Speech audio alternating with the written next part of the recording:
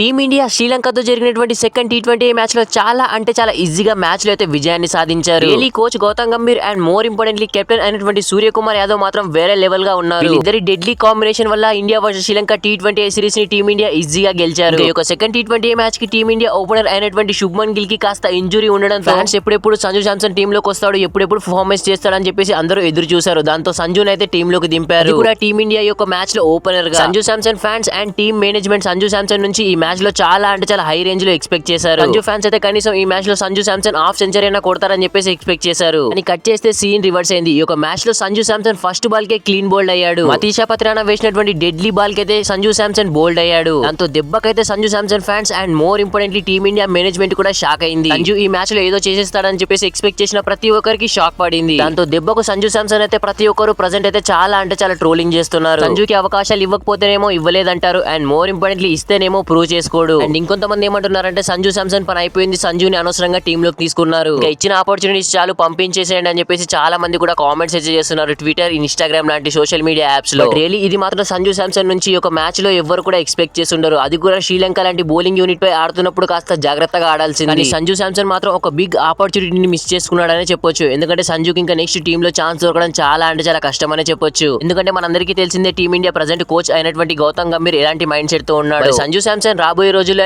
టీమిండియాలో comeback చేస్తాడా? కింద comment section లో కామెంట్ అయితే చేయండి. వీడియో నచ్చితే ప్లీజ్ లైక్ చేసి మన ఛానల్ తప్పకుండా సబ్స్క్రైబ్ అయితే చేసి పెట్టుకోండి. Thanks for watching. Have a nice day.